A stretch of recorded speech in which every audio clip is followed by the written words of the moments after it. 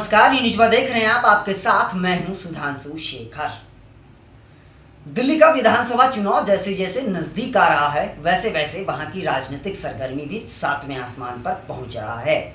जी हां, आपको बता दूं कि इन दिनों बीजेपी और आम आदमी के बीच जो है वो वार पलटवार का दौर लगातार जारी है।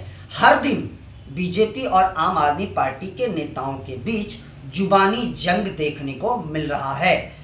इन दिनों केंद्रीय कृषि मंत्री शिवराज सिंह चौहान और दिल्ली की मुख्यमंत्री अतीसी के बीच जुबानी जंग जारी है। मैं आपको बता दूं कि कुछ दिनों पहले केंद्रीय कृषि मंत्री शिवराज सिंह ने दिल्ली की मुख्यमंत्री अतीसी को एक पत्र लिखा था जिसमें उन्होंने दिल्ली सरकार पर कई आरोप लगाए थे। जी हां, उन्होंने आम आदमी पार्टी सरकार पर यह आरोप लगाया कि आम आदमी पार्टी सरकार जो है वो किसानों के हित में नहीं सोचती। किसानों के जितने भी हितैषी योजनाएं हैं, दिल्ली में जो केंद्र सरकार की योजनाएं लागू हैं, उन योजनाओं को राज्य सरकार लागू नहीं करती है। उन्होंने पूर्व मुख्यमंत्री अरविंद केजरीवाल पर हमला करते हुए कहा कि जब दिल्ली में विधानसभा चुनाव आते हैं तब यह सरकार योजना पहले तो लागू करती नहीं है, उसके बाद उन्हीं योजनाओं का आरोप लगाकर बीजेपी को घेरने की कोशिश करती है और उसका राजनीतिक लाभ लेती है। इसके अलावा उन्होंने यह कहा, अतीसी से कहा है कि अपने पूर्व मुख्यमंत्री से पूछिए कि आखिर दिल्ली में केंद्र सरकार की जो किसानों के लिए लाभकारी योजनाएं हैं उसे क्यों नहीं लागू करती है। किसानों के हित में दिल्ली सरकार क्यों नहीं काम करती है। उन्होंने कहा कि केंद्र सरकार किसानों के लिए कई हितकारी योजनाएं लेकर आई है और लगातार केंद्र सरकार किसानों के हित में सोचते रही है और अलग अलग तरह का योजनाएं लेते आ रही है, लेकिन दिल्ली सरकार उस योजनाओं को लागू नहीं होने देती है और चुनाव के समय उसे मुद्दा बनाकर उसका राजनीतिक लाभ लेती है। इसके अलावा शिवराज सिंह चौहान ने यह भी आरोप लगाया है कि पिछले 10 साल से दिल्ली में आम आदमी पार्टी की सरकार है और 10 साल से किसानों की हालत जो है वह दिल्ली में बेहद खराब है। इसके अलावा भी शिवराज सिंह चौहान ने कई आरोप जो है वह आम आदमी पार्टी पर लगाया है। वही मैं आपको बता दूं कि शिवराज सिंह के लिखे पत्र पर दिल्ली की मुख्यमंत्री अतीसी ने पलटवार किया है। उन्होंने कहा कि बीजेपी के नेता इस तरीके से बयानबाजी करते हैं जैसे लगता है कि दाऊद हिंसा का जो है अहिंसा का प्रवचन दे रहा हो। जी हां, तो अतीसी ने भी शिवराज सिंह चौहान पर पलटवार किया है। उन्होंने यह कहा कि किसानों की जो दुर्दशा हुई है वह सबसे ज़्यादा भारतीय जनता पार्टी की सरकार में हुई है। उन्होंने कहा कि किसानों पर गोलियां और लाठीचार्ज भी बीजेपी की सरकार में हुई है। आज भी किसान आंदोलन कर रहे हैं तो बीजेपी सरकार उनसे बात क्यों नहीं करती।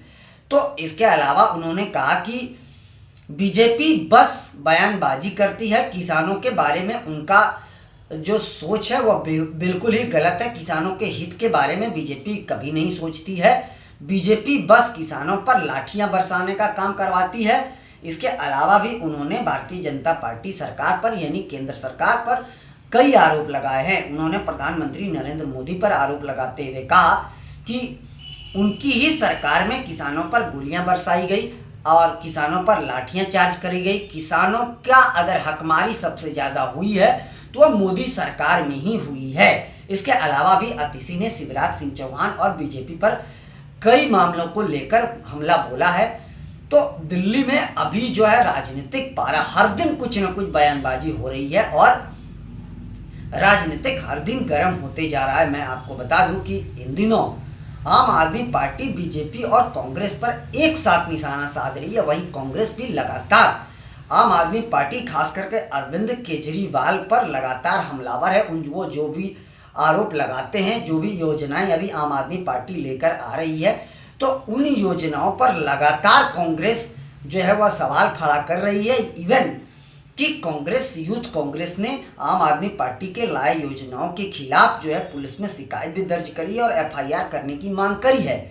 तो अभी दिल्ली का चुनाव बेहद गर्म होते जा रहा है। वहीं मैं आपको बता दूं कि जो लाडली योजना महिलाओं के लिए जो योजना लेकर अभी आम आदमी पार्टी आई है, उस योजनाओं पर भी एलजी ने जांच के आदेश दे दिए हैं। तो क्योंकि देखिए, जांच के आदेश इसलिए भी दिए गए हैं क्योंकि यह मानना है लोगों का कि आम आदमी पार्टी अभी ये योजना लेकर क्यों नहीं आ रही है।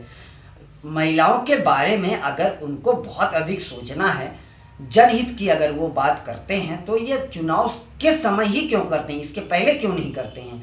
और यही आरोप बीजेपी ने भी लगाया है आम आदमी पार्टी पर कि जनहित के लिए जो योजनाएं लाई जाती है उसे राजनीतिक लाभ के लिए बस आम आदमी पार्टी उसे लागू नहीं करती है, ताकि चुनाव के समय में वो उसे मुद्दा बना ले और केंद्र सरकार पर हमला बोलकर वो वोट ले। तो अभी आरोप प्रत्यारोप का दौर जो है दिल्ली में लगातार जारी है और इस बीच चुनाव भी धीरे धीरे अब नज़दीक आते जा रहे हैं, क्योंकि जो कयास लगाए जा रहे हैं वो यही लगाए जा रहे हैं कि जनवरी में लास्ट होते होते हो सकता है चुनाव आयोग फरवरी में के समय या फरवरी और मार्च के बीच दिल्ली में विधानसभा चुनाव कराने का ऐलान कर दे, तारीखों का ऐलान कर दे। और इसलिए सभी दल लगातार चुनावी अभियान में जुटी हुई है और एक दूसरे पर हमलावर है। खास करके अगर दिल्ली की बात करें तो नए साल आते ही प्रधानमंत्री नरेंद्र मोदी ने, आपको पता होगा, कुछ दिनों पहले दिल्ली में जनसभा को संबोधित किया था। तो कह सकते हैं औपचारिक रूप से बीजेपी ने भी अब दिल्ली में कमर कस लिया है पूरी तरीके से चुनावी मैदान में। नए साल में दिल्ली अब कूच कर गई है। वहीं कांग्रेस और आम आदमी पार्टी लगातार एक्टिव है। सबसे ज़्यादा अगर एक्टिवनेस की बात करें दिल्ली में तो वह आम आदमी पार्टी है, क्योंकि आम आदमी पार्टी को जो है अपने उम्मीदवारों की सूची जारी करने में भी जल्दबाजी थी। और उसके अलावा आम आदमी पार्टी लगातार अलग अलग तरह की योजनाओं का हर दिन ऐलान कर रही है।